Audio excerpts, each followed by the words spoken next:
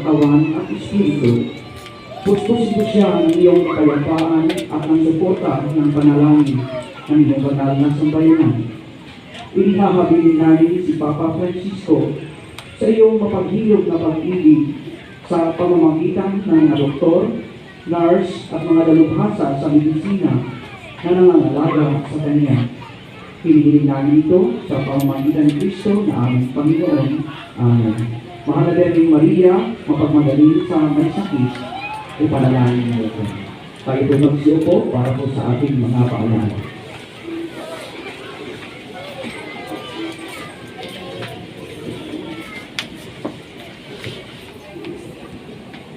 Una po, ngayon po ay St. Peter the Apostle Sunday. Kung ngayon po ito ay magkakaroon po tayo ng special offering bilang suporta po natin para sa formation at training ng mga seminarista, kapalian at mga reliyoso sa buong mundo. Ano man talaga po ang ating naliligo, ito po ay isusumite sa Diocese ng Pasig. Maraming salamat po. Pangalawa, ang DEC area ng St. Catherine of Siena at Our Lady of Guadalupe ay magkakaroon po ng DEC Street Mass sa darating na February 27, 2025 sa ganap na ika-4 po ng hapon. Ang lahat po ay inanilang na magkilahok. Kita-kita po tayo.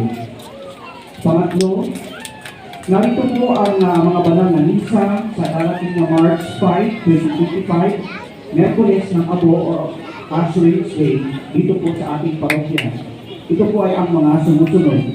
Ang banal na misa ay sa ika-6 po ng umaga, ika-9 ng umaga, ika-4 po ng hapon, at ika-6 at kalahati po ng gabi. Inaanyayahan din po ang lahat na dumalo sa bagong daan ng krus tuwing araw po ng Biyernes sa panahon ng Kwaresma na magsisimula po sa March 7 sa ganap na ika-6 at 45 ng gabi, 6:45, pagkatapos po ng banal na misa.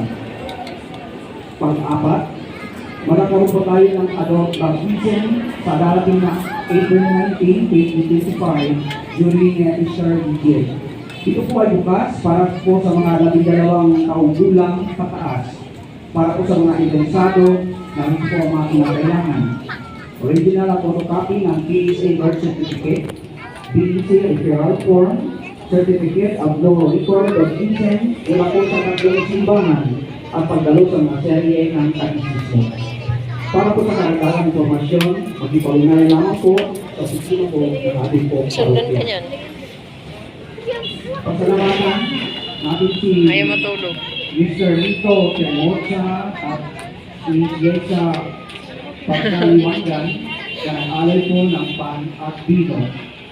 At sa lahat po na nag-alay ng kanilang mga pasasalamat at intensyon, sa lahat po na narito ngayon na nakisa sa ating pagdiriwang ng banal na Eucharistia. Palakpakan po natin ang bawat isa.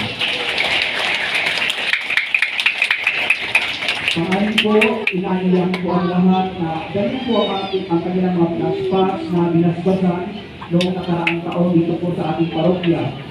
Ito po ay gagamitin para po sa paghahanda ng abo para sa darating na Ash Wednesday. At pang-ito, inaanyayahan po ang mga kabataan kasama po ng kanilang mga magulang at sa ating lahat na magbigay ng grupo sa ating alkansya San Vicente Ferrer upang maipaayos natin ang sakrisya ng San Vicente. Ito po ay ang lugar na pinagalagyan po ng sagradong bagay na ginagamit po sa banal na misa, paglibosyon at novena.